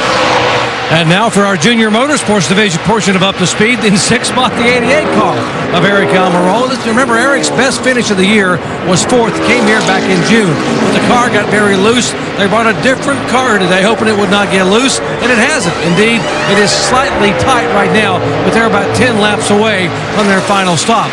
Behind him is the 7 car of Jamie McMurray. This is the same car that 5-time Sprint Cup champion Jimmy Johnson finished second with at Watkins Glen. And when the race began today, McMurray said this car still thinks it's on the road course and it wants to turn right more than left. But they have tightened it up and it has gotten better and better. And now, guys, these guys are about 8 laps away from their final stop. And Paul Menard behind him in the 33. Been a solid day. He's back reunited with Chris Carrier. You see him, he's way back there in the bright yellow machine, the Menards car. Reunited with Chris Carrier's crew chief. They worked together back in 2003 here when who was he driving for? Our own Andy Petrie. So they've had a fun weekend so far, making the right adjustments on this race car. Of course, KHI, this is their 10-year anniversary, looking for their first win at Chicago. Go back upstairs to Marty. All right, and rounding out the top 10, Ricky Stenhouse Jr. in 9th, Reed Sorensen in 10th. A total of 12 cars are out of this race, and we've got 44 laps to go. Let's give you the calendar because we've got a lot of action coming your way with the O'Reilly Auto Parts NHRA Nationals, with qualifying tonight at 1:30 a.m. Eastern on ESPN2, and NASCAR Now presented by 5 Hour Energy tomorrow morning, 9 a.m. Eastern, also on ESPN2. Our Sprint Cup coverage, the Chicago Geico 400, 1 o'clock Eastern tomorrow, ESPN. American Le Mans Series at Monterey tomorrow also at 1, and O'Reilly Auto Parts NHRA Nationals finals tomorrow, 8:30 Eastern Time, ESPN2, and we've got a pit stop, Dr. Jerry Punch. Final stop of the day for Jamie McMurray in the 7-car. Track bar adjustment, slide air pressure. Going to try to get it where it'll turn a little better in the corner and not be quite so tied up off. Clean the grill. Jamie says, we got a good race car, and indeed he does. He's down and away. Good stop, and he's got less than 15 seconds. The one bad thing for Jamie this year, though, he's one of 7 drivers to compete in that 7-car in 2011. He's the only one of those 7 without a top 10 finish. Maybe today he'll turn that around. We're looking at Brad Keselowski, our race leader, 4.5 seconds. He's led 125 laps. And we have 38 to go here. His lead is now 4.4 seconds over Brian Scott, who's looking for a career best run if he can stay right there. I'll tell you who's really running good this run is Brad Keselowski's teammate, Sam Hornish, in that 12-car. He's actually been running Carl Edwards down. If you look at the lap times, he's had one of the fastest cars on the track. There's Carl in 3rd. He's 5.3 seconds behind the race leader. And here comes the 12, that bright yellow paint scheme. And Sam Hornish Jr., this too would be a career best finish for him. Yeah, I'm not sure he's going to be happy with 4th, though. This is a fast race car. Right against the wall down here in turns 1 and 2. I really like his line into turn 3. I've been watching that. He just really arcs it in from way up high on the wall, really utilizing all of that arc back straightaway for as long as possible. And brings it right down to the bottom. I think he must have been watching old tapes of Harry Gann at Charlotte in the Old West Series. 3rd place in the points. Reed Sorensen is on pit road. Dr. Jerry Punch heading your way. Yeah, Marty, 45 points back when the day began, trying to catch Reed Sorensen with 7 races to go, 6 after today. He said, the last adjustment, I'm sliding my rear tires. They're going to make an air pressure and chassis adjustment here. He said, when we get the tires changed, don't wait on fuel. When the tires are on, we say go, you go. Don't worry about the fuel. We'll be fine. And he is away. 14.3 seconds. He is back out. The 18 is coming in, Vince. Well, and Joey Logano did not get into the box. He had his right rear outside the pit box because of a car behind him, so he didn't have much room to work. It's been a terrible day for these guys. They haven't been able to get a handle on the car. It's been wrecking loose throughout the afternoon. Adam Stevens throwing a little bit of everything at it right now. Major chassis adjustment, 4 tires for Joey Logano, just hoping to give him something he can work with here over the final laps. And the reason he was put in this 18 car was to collect owner points. They were leading the championship by, I think it was 48 coming in. It's right now down to 29 with the 60. This strategy hasn't paid any dividends so far. They only need a half a tank of fuel to make it to the end of the race now, so this could open up maybe a 2-tire stop to the end. We saw that work last night in the Truck Series. 33 of Paul Menard is heading your way, Jamie Little. Well, he said they are junk at the start of the run, so he wants one full round of wedge as they count him down into his pit box. It's been a pretty solid day, but now we mentioned the track temperatures are going down about 84 degrees right now, 10 degrees difference from the start. They'll put just enough fuel in. They made that, see that wrench go on the left rear side of that car, wedge adjustment, and 4 tires. Right now we show 11 cars on the lead lap, but again, we're cycling through pit stops. Yeah, and here comes Brad Keselowski, and I think that's what the guys in 2nd, 3rd, and 4th wanted to see him on pit road to see if he was going to get 4 so that they could pull what you're talking about, Andy, that strategy and get 2 tires. If I was Brian Scott, I would get 2 tires right here because this is his chance to beat Brad Keselowski. If he gets 4, we'll see what he does. Here he comes, Jamie. And Brad Keselowski saying he needs to be a little bit tighter, and he wants that splitter off the racetrack. He said 3 laps at the start of a run, he's dragging the splitter, so just get him off there. 4 tires, they'll put just enough fuel in for Brad Keselowski, who has been your leader. Meanwhile, his teammate Sam Hornish Jr. is in. We've got Elliott Sadler in, and you see the 11 of Brian Scott on the right-hand side has taken over the lead where he started this race. You see the 12 team for Sam Hornish Jr. working away on the left-hand side of your screen. Great job by this team. They will have 4 more races together at the end of the year. Elliott Sadler down and away behind him. They are taking a long time, 22.6 seconds for Sam Hornish. Right when I said how good they've been all day, Marty. Yeah, and surprisingly, nobody tried that 2-tire strategy. Well, we still have Brian Scott. I can't believe nobody's trying that. 16's in, Vince. They feel like they have a top 5 car, but they just haven't been able to get the track position to show it. They're going to make an air pressure adjustment out of the front tires, trying to get it a little bit better for Trevor Bayne on this last run. He likes the car, but they just feel like they just need a little bit. We'll see if this changes it. Doc? 09 of Kenny Wallace coming off his first top 5 finish a week ago in Richmond. Brand new chassis they got in Atlanta from Kyle Busch Motorsports. Really happy with their run here today. 4 tires and away. And you can see the 11 of Brian Scott, the 60 of Carl Edwards. They both come down pit road together. 60's going to hit first, Dave Burns. And the changes they're going to make were one they didn't get to make last time. A little bit of wedge into the left rear, 1 round this time. They'll put the air pressure back in the right front. Car was still a little bit loose on exit for Carl. 4-tire change. Dr. Butch. 88 car Eric Almirola, a little bit snug, but really good. They're going to put 4 tires on it and said again, don't wait on fuel. Remember his best finish, 4th early in the year here, hoping for 3rd or better. Jamie. Brian Scott, the Joe Gibbs Racing machine up there all the way at the end of pit road at pit out. Accident last week. They needed a good run looking for their first top 5 this year, and he wins the race off pit road against Carl Edwards. Marty? So nobody tries the 2-tire strategy of all of our front runners. You surprised? I'm surprised. I would have done it.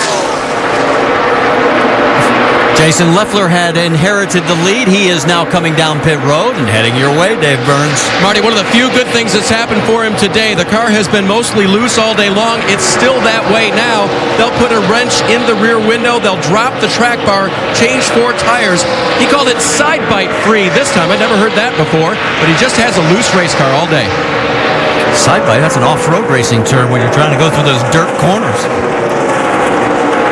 And they are still working on it. The clock keeps ticking on the 38, 16 and a half seconds, and he's finally back out onto the track. So that should just about take care of all of our front runners. As you saw 66 of Stephen Wallace come down, and there is Brad Keselowski shown as your race leader, Andy. Well, I was watching the lap times on that long run. When they had like 70 laps on tires, Carl Edwards could still run as fast as anybody that had new tires. And that's why I couldn't believe that somebody didn't try the 2-tire strategy, because you can spend a good 5-6 seconds less on pit road. And for Brian Scott, he was only 4 seconds behind the leader. I don't know why he didn't try that, but we'll see how it works out for him. Yeah, the only thing that could have got you in trouble would have been if we had a caution flag and bust up. You might not have been quite as good as everybody around you then. But a chance I thought somebody would take, surely. Watch this action. It looks like they're going to split the 31 of Justin Allgaier. Not been the kind of day Justin's wanted. He's never been anywhere close to the front. Manages to hold back the 2 of Elliott Sadler and the 88 of Eric Almirola, at least for the moment. Brad Keselowski had a 4.3-second lead over Brian Scott when he came into pit. His lead right now over Carl Edwards, 8.4 seconds. Brian Scott, 9.1 back. Big advantage for Brad K.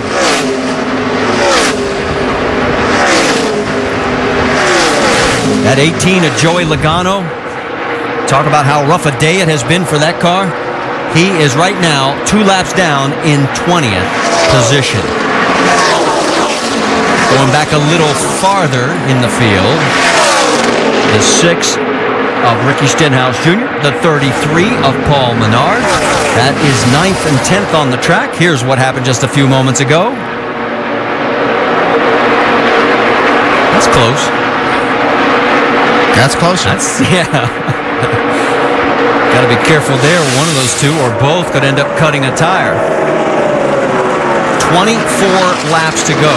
We've had a long green flag stretch here. In fact, we were talking about this before the race started. The average final green flag stretch on all the mile-and-a-half tracks this year has been 52 laps. It's been one of those years that it has been long runs to the end.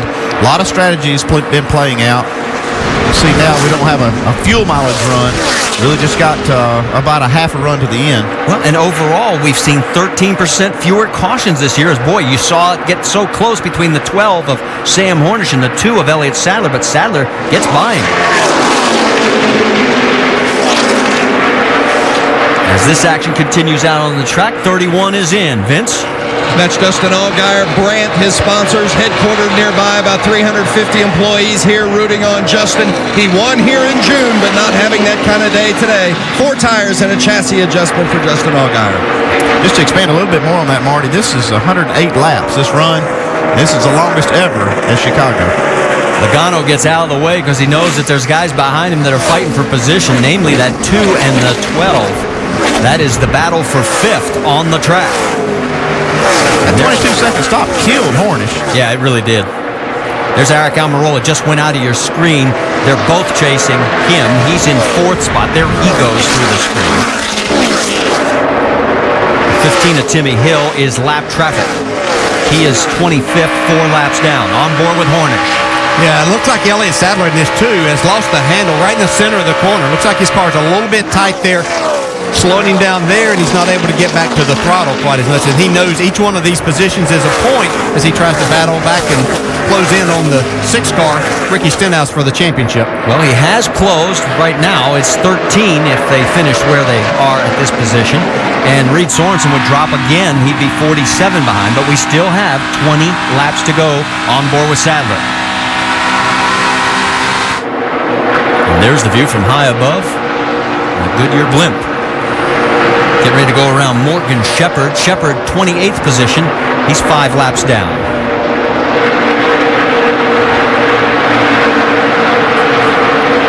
This battle has sort of settled down now at this. You can see they're sort of running in single file, getting ready to come up on Jeremy Clements.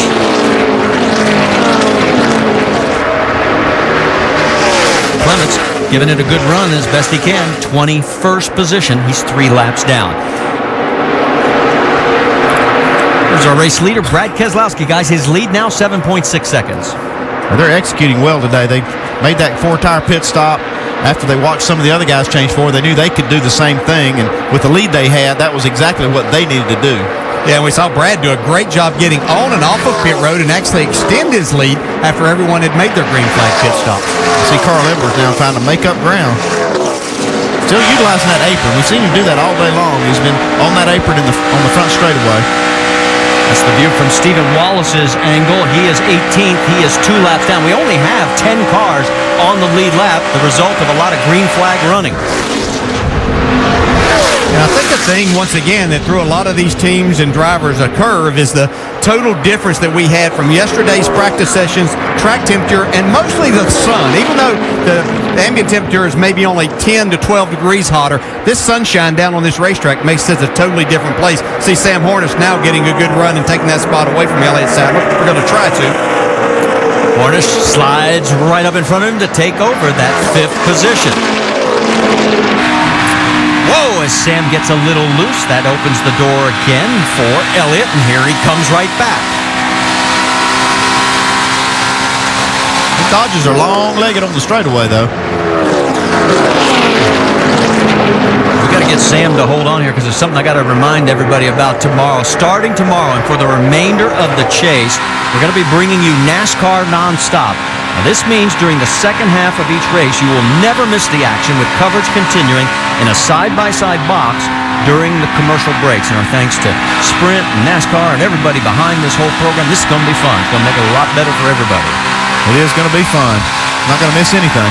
Yeah, it should be a great opportunity for the fans to see the majority of these races, especially the second half, all in the chase whenever it, invariably it seems that we have things happen during the caution or as we go to a commercial, these cautions happen. You'll be able to see it right here on ESPN. If you're wondering where Brad Keselowski is, you got to look way back across the track. He's got a 7.7-second lead over Carl Edwards, and Carl has about a 1-second lead over Brian Scott. Let's check in on that 60. How about it, Dave Burns? Well, he hasn't given up, Marty, and he's trying to stay positive. Anything can happen. Let's stay on our toes. Balance is okay. It's okay. We'll see. He just asked his team if they know anything about the 22's handling. Carl trying to get a handle on where, if he catches Brad, he might be able to pass him. He'll need a little help. He'll need a caution before he'll get a look at Brad Keselowski's car. Yeah, I don't think there's any handling issue right now on that 22. Yeah, he didn't want to hear what they might tell him about the handling. It looks like it's almost perfect on that 22. It says it handles a little different when I take it off cruise control. We are down to the last 13 laps, and there is your race leader. Now, Keselowski has led 145 laps. We've had 8 lead changes between 5 different drivers. 10 cars still on the lead lap, and a total now of 13 cars out of this race. We're getting ready to head for the stretch run here. And you can see the shadows coming across the front straightaway. So there is your leader, Brad Keselowski. We've mentioned the fact that 7.7 seconds back is the 60 of Carl Edwards as he comes through turn number 1. Drop back about another second, and you pick up Brian Scott. And Brian's been the fastest car consistently. If you look at the lap times, I'm sure, like you said, Brad Keselowski may be on cruise control, but this 11 car has been super fast. That's why I thought he just missed an opportunity to take a chance to win this thing if he'd have took 2 tires. He's got a great car today. You got to drop another 9 seconds back to pick up 4th place, Eric Almirola. What are you hearing on that 88, Doc? Well, he could equal his best finish of the year, Marty, but consider this. You've already mentioned there's only 10 cars on the lead lap. And remember, Pops Fury opted not to change tires and go 75 laps without changing. That means they have 1 set of sticker tires left. So, if we were to get a yellow, everyone else seems to be out of tires. He has a set of stickers, only 5 rows starting 2 wide on a restart. Wonder what he would do. Big question there is, are you going to get the yellow? The trend has not been that way on these mile-and-a-half ovals. We're 13% fewer cautions this year. And we've only got 10 to go, and the clock keeps ticking down. Yeah, I think that makes the difference now. Even that set of tires and trying to make up spots as these laps continue to wind down. Would you have enough time to utilize that, make it worth your time? And here comes Sam Hornish Jr. as he's looking at a career-best nationwide finish as he still runs in that top 5. And behind him, whoops. Man, he is up on the wheel, though. Look at that. Oh! And he did. He touched the wall there. Just brushed it. He's driving hard, man. There you saw Elliott Sadler. He is running in that 6th spot. He's up on that high line right now. Look at Elliott's going, how's he doing that? And I can't catch him.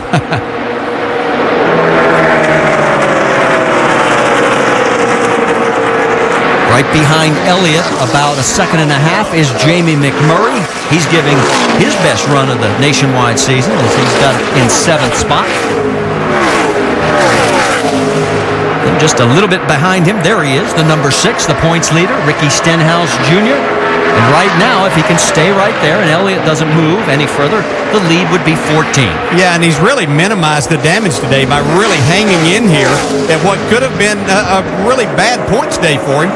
He's been close to hitting the wall a couple of times, been sideways, but he's kept his car in the top 10. The way it stands right now, he'd only lose a couple of points of that lead, and Elliott Sadler, who was running up as high as 2nd in this race, is falling back here, so really could minimize the damage and keep a nice little cushion between he and Elliott Sadler. There you see Paul Menard. He is running in that 9th spot, total of 23 seconds behind the race leader. And the guy who really needed to get ahead of both Ricky Stenhouse Jr. and Elliott Sadler, unfortunately, has not been able to do it. Reed Sorensen is the last car on the lead lap. He's 30 seconds behind the front runner in 10th. Yeah, we talked about Reed at the top of the show about how his mile-and-a-half program is not as strong as the other 2 in the points. And today is really not a bad day. I mean, you talk about 10th place, but still not enough to beat the other guys. Yeah, he's at that stage where he has got to start cutting points off, not just trying to hold damage and damage control. There is your race leader. Brad Keselowski gives you an idea just how close he is to putting Sorensen a lap down. He was trying to put the June winner, Justin Allgaier, 2 laps down in this race.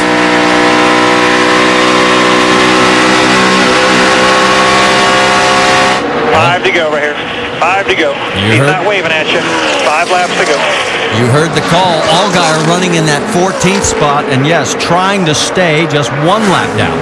Yeah, I thought you're up on the box with a lead like this. You're telling your driver, Brad Keselowski in this case, you got a 7-second lead. Don't take any chances passing anybody. You just want to just ride it to the end.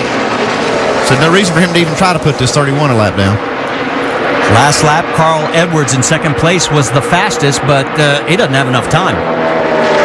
A 7.7-second lead, and Brad's just holding station and taking life easy.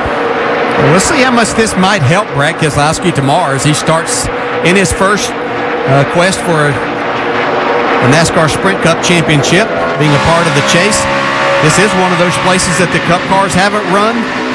Well, Wolf don't have a notebook as far as that goes. Let's see if they can get some information from this today. And there's that debate that we always hear from fans and other pundits out there. Should he focus on the chase?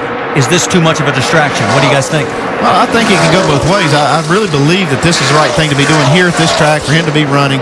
And Brad likes to run this car. I mean, you can see why. He likes to win trophies and win races. It looks like he might get that done today. And that helps. When you go into Sunday with a trophy in your hand, that helps. No doubt, sleeping after a win gets you up early the next day and makes you ready to go racing again. And you saw second place Carl Edwards. He too will be running in the chase tomorrow here at Chicagoland. 2 laps right here, man. 2 more laps. 3 miles to go here at Chicagoland Speedway. And Carl Edwards, his lead is still 7.5 seconds. He is in total control. He's led 156 laps.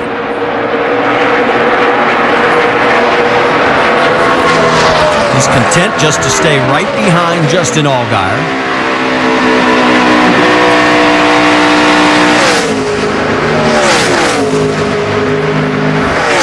In third place, Brian Scott.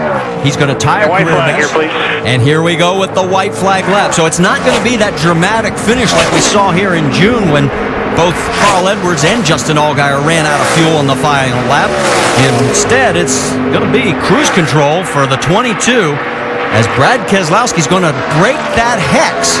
Remember we told you at the beginning of the broadcast, no one has ever won from the first or second starting position? Well, Brad started second, and here he comes for the final time. Still outside. All right, man. Hell of a job right there. That wasn't the most exciting crew chief. I think I'd have been happier than that. It was like, okay, well, we had this one wrapped up. Yeah. And there you see Edwards and Scott, second and third. For Brad, it's his 15th career win. His last one came back at Indianapolis. And a great run as he leads 158 of the 200 laps. And there you see where Sadler and Stenhouse Jr. Hell of a job on pit road. That's cool. That's good. We got it done today. So he will go into tomorrow's chase race on a very high note. Let's talk to the happy crew chief there, Doc.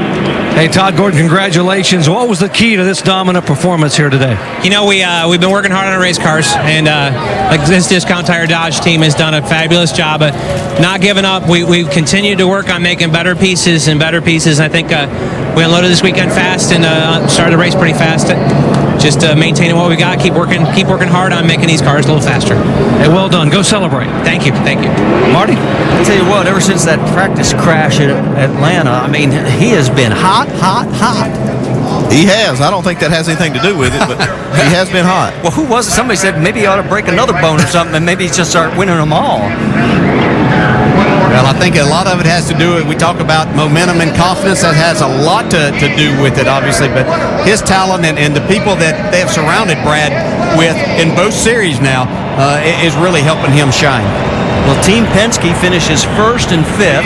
Sam Hornish Jr. does get a career best fifth. We mentioned Brian Scott ties his career best.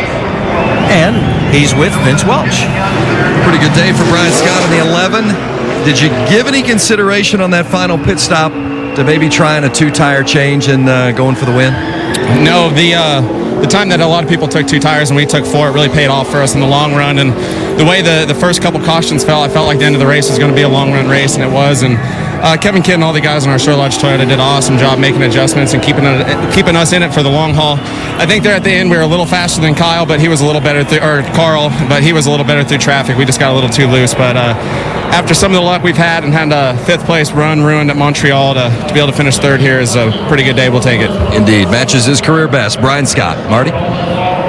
All right, and a big weight off his shoulders because that is only his second ever career top 5 in 70 nationwide starts. So that's maybe another reason they didn't want to give anything away because they've been fighting hard just to get back into that top 5. Here are the points after 28 of 34 races. It's been cut a little by Elliott Sadler, but Reed Sorensen loses a little more ground. He's now 47 markers behind. And, well, they get a week off next week before we go back to action We'll have plenty of time to think about it. Let's talk to the points leader. How about it, Dave Burns? Marty, he comes home with an 8th place finish. He was reminded by his crew chief on the cool-down lap that it only gets tougher from here, but what was today like? It wasn't very good. It wasn't a lot of fun. We struggled all day, and there's no reason why we shouldn't run in the top 5 every week with these Roush Fenway Mustangs. So we'll go to work. I think we just missed it in practice. I don't know exactly what we needed there. Just a little inconsistent throughout the whole race. So, and this is probably one of the worst cars I think we've had on a mile and a half. And to come home 8th, only lose 2 points is not too bad. So we got to build on it. We got a lot of mile and a halves left, and we've been strong on them. Just got to get a little bit better than today. Still the championship leader, but work to do. Vince? Great way to show that you deserve in the series full time and a sponsor to go with it. Sam Hornish Jr. runs a career best 5th today. That last pit stop, you guys had some problems. Otherwise, you think you could have had something for your teammate? When you're out front as far as he was, I finally could see him for a while there, and I was like, I've caught him about half a straightaway. And then we had the issue in the pits, and we had one early with the tire getting away from the guys. I mean, just a tough day in the pits for us, but all in all, the Alliance Truck Parts Dodge was good once we got it figured out. We were really fast there for, from I think lap 120, on, and just didn't have enough there at the end. And it's one of those days. We need to just get a smooth day in the pits, and I think we'll compete for a win.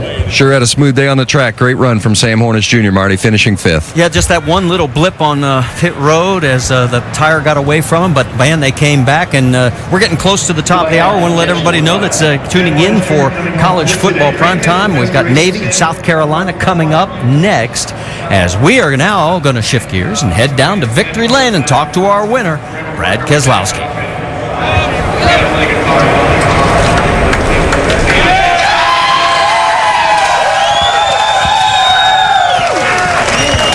It is a Miller Lite celebration down here. Brad Keselowski. Jeez, and it still continues down here. Red stuff flying, all kinds of drinks as you open up your beer. Brad, your first win in the Nationwide Series since you injured your back, you broke your ankle. This is big for your team, but what does it do for you mentally going into your first ever chase race tomorrow? Well, it's a great booster. To get a win before going in the chase. Our Cup car seems to be really good, qualifying as well as we did for tomorrow with the Miller Lite Dodge, but the great booster is to get free hamburgers at RubyTuesdayRacing.com anytime I win. So there's a bunch of people right there that can go to the website, get a free hamburger, so everybody wins. All right, Brad Keselowski wins at Chicagoland for the first time and the 3rd win on the year. Marty? Well, and we saw how track conditions changed as we take a look at the ticket to the race, and we've still got a few more stops on the tour for 2011. You can see we're heading for Dover. Just 6 more races remaining before we crown a champion. Hope if you're in any of those areas, you'll stop by and join us. Quick final thoughts, DJ? Some drivers that really needed good runs. Brian Scott did a great job. Eric Almirola up there. Sam Hornish all in the top 5. Elliott Sadler gained 2 points. A little closer. He's going to have to do a little better than that through these last 6. I'm surprised at how well the Dodgers ran. Both of them ran really well today, and Brad Keselowski got the win. The Roush car's not quite as strong as we're used to seeing them. Well, you can hear the winner making his comments over the PA in the background. How about if we get one quick hit with second place, Doc? Carl from a 3-second lead to a 9-second deficit. Tough one on that last stop. Yeah, congrats to Brad. He was doing a really good job, and I had fun when I got to be up there and race with him. I got to thank Fastenal, Ford, and I hope folks tune in tomorrow on ESPN. This is going to be a great race. First race of the chase. There couldn't be a better racetrack to run at. It's got multiple grooves. It's a really fun place. I just wish we had a caution to get another chance at this one. What about that pit stop? I know everyone thought you were going to have more fuel. When did the car actually shut off on you? It started to stumble a little bit. I was like, man, it's out of fuel. And the guys did a really good job of putting fuel in the bowl and keeping it running. We did lose some time, but Mike Beam's a great crew chief. He's given us great race cars, and just excited to go run that Aflac Fusion tomorrow. Hey, thanks for your time. Thank you. Thank you, guys. Finishing second today. Let's go to Nicole. Carl Edwards looking forward to tomorrow's beginning of the chase. Final thoughts from you guys about today's race? Well, it's got to be really good for Brad Keselowski. He's got a lot of momentum going into the chase right now, and he's heard from his interview. He's excited about it. He's pumped up, so he's got a good feel. Yeah, I'm looking forward to that. And Elliott Sadler knocked another little chip off of Ricky Stenhouse's lead. What a great run for Sam Hornish Jr. He did a great job today, so exciting day. Looking forward to tomorrow. Back to that championship, Stenhouse losing a bit of confidence. What do you think? I don't think so. I mean, he still finished 8th, and he was talking about they had a bad day. So So if they have a good day here in the next few weeks, they're going to put it on them. I'd like to have a bad day and still finish 8th. Stenhouse right now has a 14-point lead over Elliott Sadler. But today, this day was all about Brad Keselowski. Once again, congratulations to him. We'll be back tomorrow for the Geico 400. It's the beginning of the chase. Join us at 1 o'clock Eastern Time. Up next, it's college football prime time, presented by Miller Lite. It's Navy versus South Carolina. Congratulations once again to our winner, Brad Keselowski. A lot of laps today.